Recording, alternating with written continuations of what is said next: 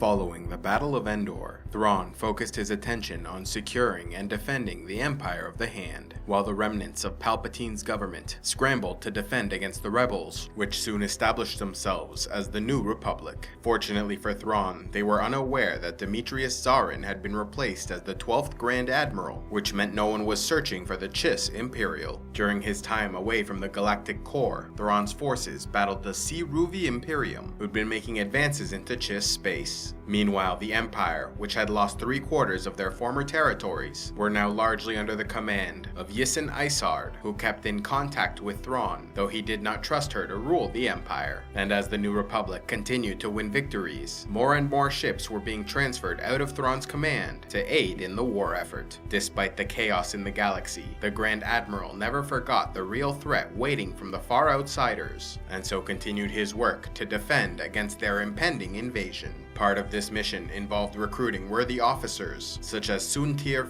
a hero of the Empire turned rebel agent. Although ISARD wanted to execute the traitor, Thrawn had him sent to the Unknown Regions, where he explained the larger goal and the threat of the far outsiders.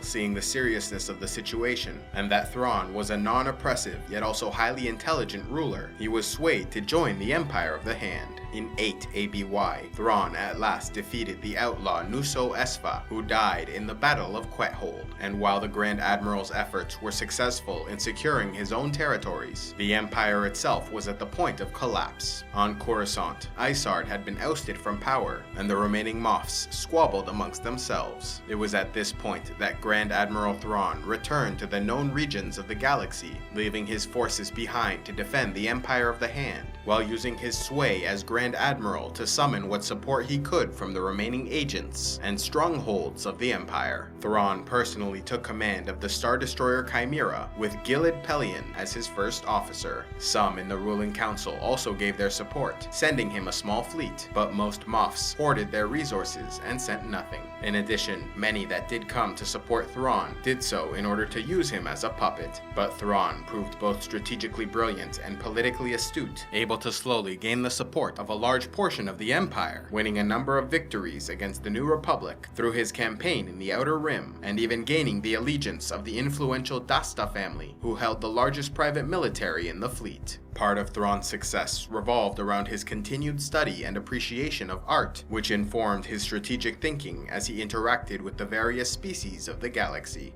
This then led him on one occasion to Tatooine, where an auction was being held for a famous Alderaanian painting, which was taken off-world before the destruction of the planet. However, others had also come to bid on the item, such as Leia Organa of the New Republic and her husband Han Solo, who were on a mission to retrieve the key code hidden within the painting. This code gave entry to the Shadowcast communications network, which the rebels created years earlier to communicate in secret with their agents. After the New Republic successfully won the auction, Commander Quentin, Thrawn's representative on the planet, attempted to take it by force, and so a fight broke out, with the painting stolen and New Republic agents fleeing into the desert. Eventually, Thrawn's people tracked down what they were after, but not before Han and Leia removed the code, and then escaped the planet. Early on in his campaign, Thrawn sought an Imperial storehouse that once belonged to Palpatine, containing schematics to a cloaking device and at least 20,000 Sparty cloning cylinders. With the cylinders, Thrawn could rapidly create a clone army for his fleet in a renewed offensive against the New Republic.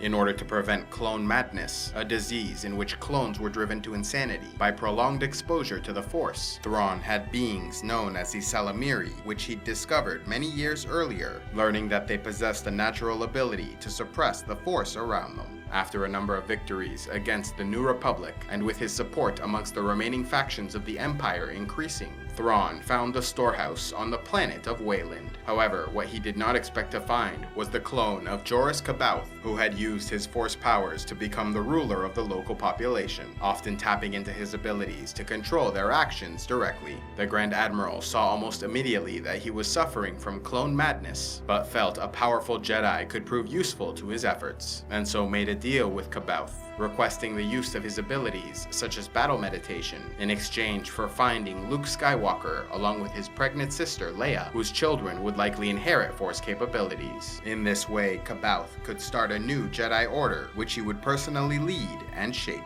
an offer he could not refuse. Thrawn immediately began activating clones, and while normal clones needed a year to develop a healthy mental state, the Imperials were able to produce them within 20 days, thanks to the Ysalamiri, which blocked the Force from hindering their progress. This increased personnel, coupled with the increased manufacturing capabilities Thrawn had developed since returning to the known galaxy, he would soon have a large fleet capable of dealing a crippling blow to the New Republic. In addition, Thrawn had discovered a new form of gathering intelligence, known as Delta Source, audio recording devices scattered throughout Coruscant, which Palpatine used to spy on the population and his government officials. Through Delta Source, the Empire was able to track down Luke and Leia, sending Nogri commandos to capture them, who even after several attempts proved unsuccessful. Meanwhile, Thrawn found that he was producing more clones than ships, and set about stealing a number of plasma jet mole miners from LANDO CALRISSIAN in order to use their plasma torches to attack and breach the hull of warships, which they could then steal for the Empire. However, during the Battle of Sluis Van, the unexpected presence of Han Solo and LANDO CALRISSIAN aboard the Millennium Falcon disrupted the Empire's plans, ultimately defeating Thrawn, who managed to steal only one ship. Yet while they suffered a setback, the New Republic endured heavy casualties, and Thrawn was undeterred, confident they would be victorious in the end.